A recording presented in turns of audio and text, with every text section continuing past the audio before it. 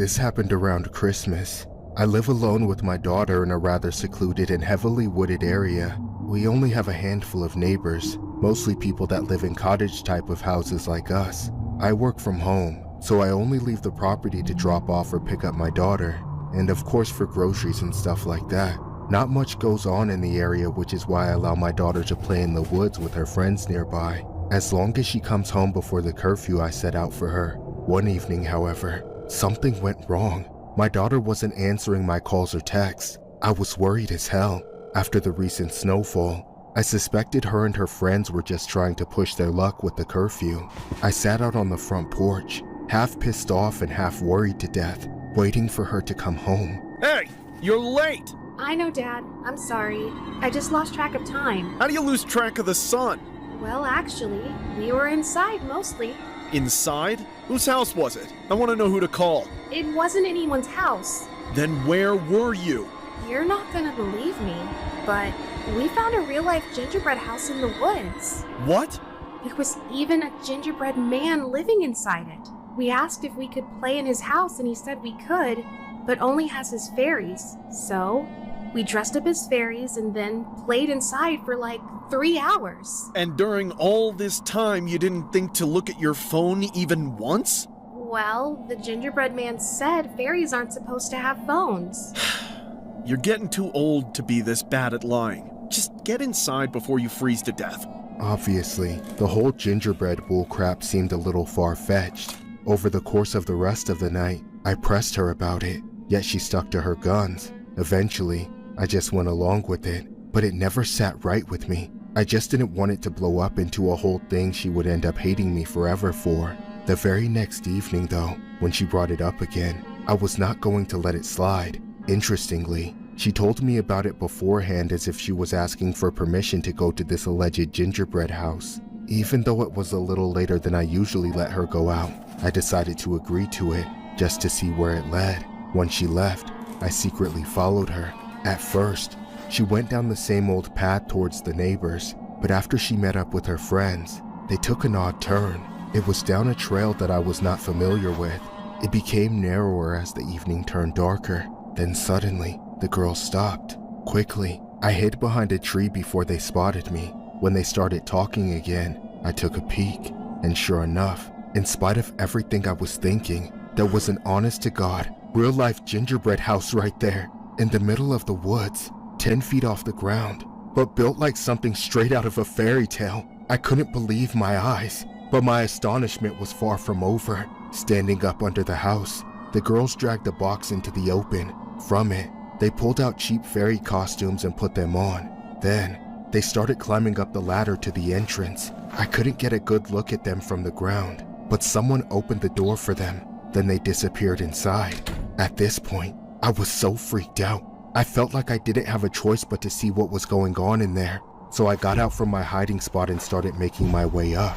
As I climbed the ladder, I could hear the girls cheering and shrieking like they were playing, but there was another voice in there, and for the first time, I started to think this gingerbread man might actually be real. However, once I got up on the porch and peered through the window, I saw a very different sight. There was but one tiny room, covered wall to wall in photos of girls just like my own. She and her friends were standing in the center of the room in their fairy outfits. Not standing, but posing for someone in the corner. And who else could it have been but a fat old man in a dingy gingerbread costume, taking pictures of them. When I realized what had truly been happening the whole time, I lost control and attacked the bastard. You piece of shit! Stop! Stop! It's just pictures!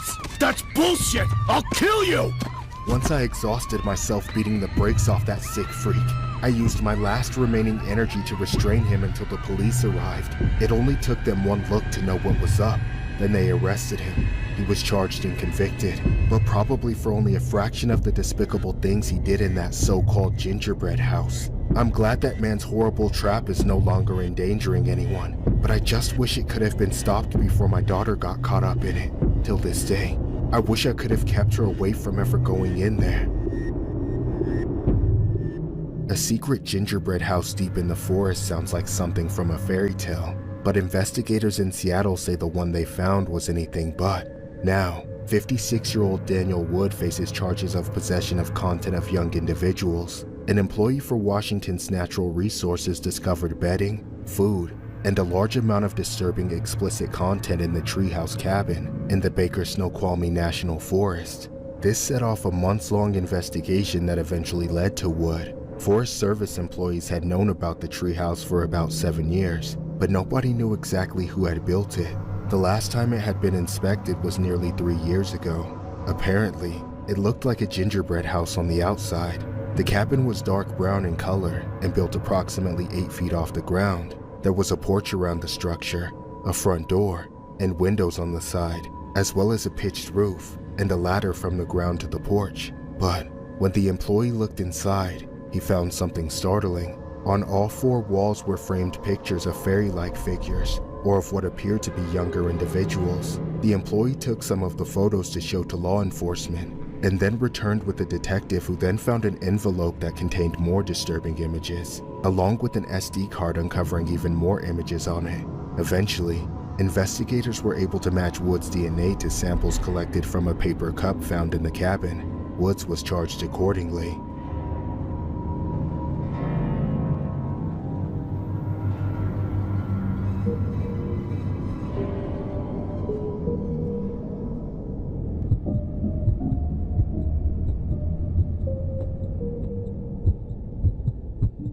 Every year I would drive out of town to visit my relatives for Christmas. The house was about an hour-and-a-half drive. To be honest, I was used to the drive, but the last time I went, I dealt with the heaviest snowstorm of my life. During the middle of the day, I could barely see past my headlights. Then, on some random stretch of road in the middle of goddamn nowhere, my car broke down. I pulled over and tried restarting it, but I got nothing. I stepped out and popped the hood open, but I couldn't see what was wrong. I didn't have any phone service either, and as long as I waited, nobody came down the road. Already running out of options, the sun began to set on me, and I became desperate as hell. I looked into the woods, searching for a driveway, a mailbox, anything. There was something out there, a faint, flickering red and green light. I knew I could still reach it, so rather than risk freezing to death in my car overnight, I headed for the lights. Of course, they turned out to be deeper into the forest than I anticipated.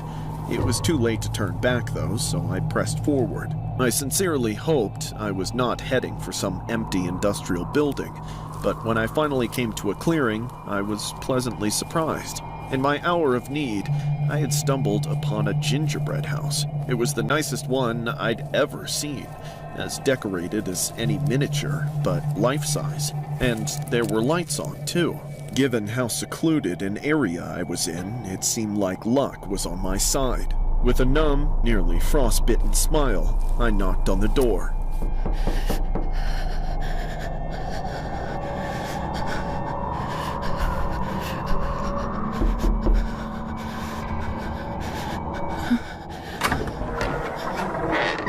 Wow! I can't believe it! What do you want? I hope you don't mind me asking, but are you a real gingerbread man? Piss off! Wait, I'm sorry. That's not why I'm here. I need help. Really, my car broke down on the road up there and I'm freezing to death. I just need to borrow your phone or get a lift or anything you can do to help me, please. You think people just do things for free out here? Well, no. I mean, I'll pay you if you want. I really need your help. All right.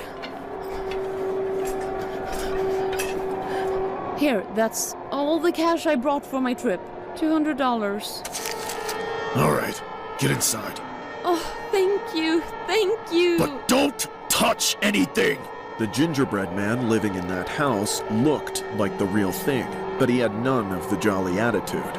Still, he let me into his house before I froze to death, albeit with some strict stipulations. I was allowed to sit by the fireplace and warm up, and that was it. Meanwhile, the gingerbread man made me hand over my keys, offering to go out and fix the car by himself. Understandably, I was hesitant to let go of my keys, but I figured since I was going to be alone in his house, it wouldn't make sense for him to steal my car. After stashing my money away, he went out in the snowstorm and started making his way to my car. At first, I obeyed the gingerbread man's rules. I sat by the fire and warmed up. But after some time, I got nosy and decided to explore his house. I figured he was at my car, still figuring things out. Eventually, I could no longer resist the urge, so I got up and crept down the hallway. I wanted to peek behind its doors and uncover the secrets of this gingerbread house. If I didn't leave a trace, I could sit back down at the fireplace before the gingerbread man got back.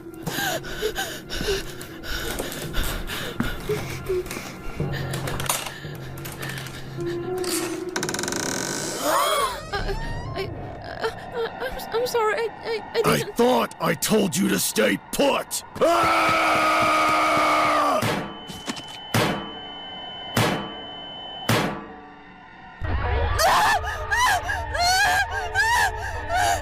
Thanks for giving me an excuse to give you my candy cane, kill you, and make sure nobody ever finds out.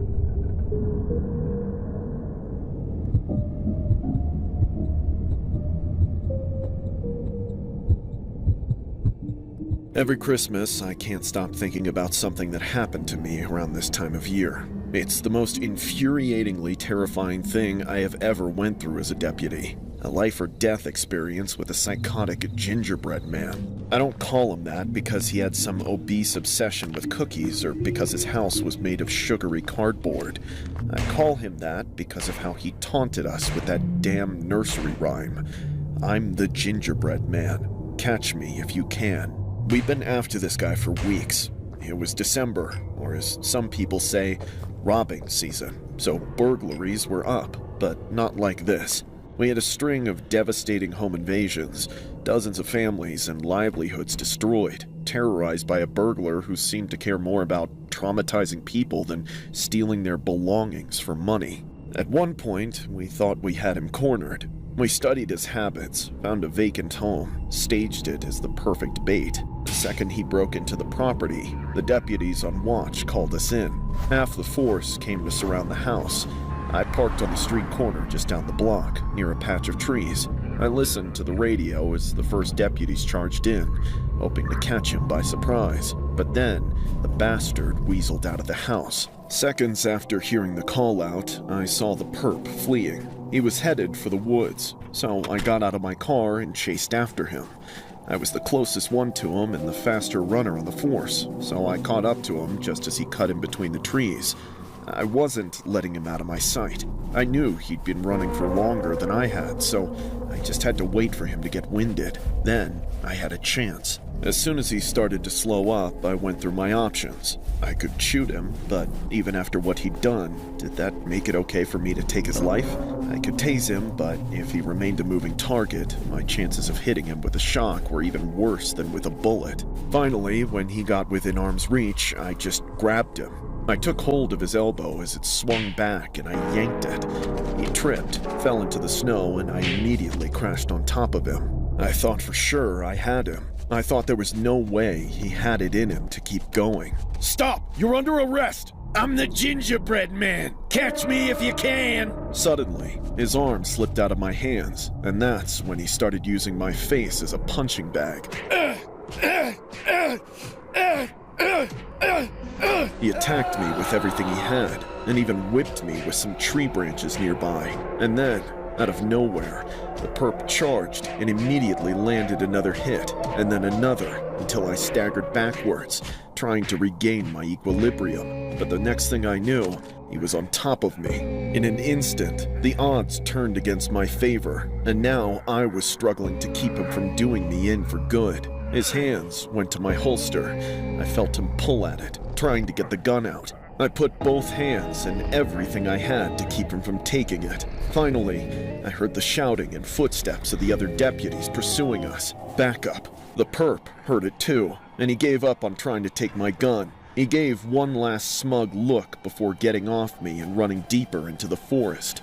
Then, a moment later, the others arrived. Someone stopped to help me as the others remained in pursuit. While badly beaten, I was able to get to my feet and rejoin the search effort. After that, the evening continued to devolve. We chased after him, fighting through a maze of trees, and then the storm rolled in.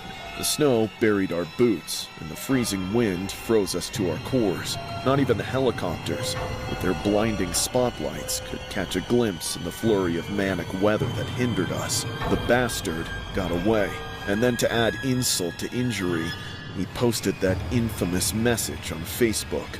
They call me the Gingerbread Man. Catch me if you can. I'm running as fast as I can. We were humiliated, but none worse than me. We mobilized even stronger as soon as the weather cleared. It took a few more days, but that bitter sting of a failed sting operation wouldn't let us rest until we caught him. At last, we tracked him down to a sinister hideout, an occupied home which he had broken into but seemingly never left. We surmised he must still be hiding somewhere in there, lurking in some dark corner. With a chip on my shoulder, I was among the team that found him in the attic. There was nowhere for him to run then, and I wasn't alone either. In the face of our overwhelming numbers, he gave up without any more fighting. Yet, he wouldn't stop smiling at me. I'll never forget that look on his face, the face of the Gingerbread Man.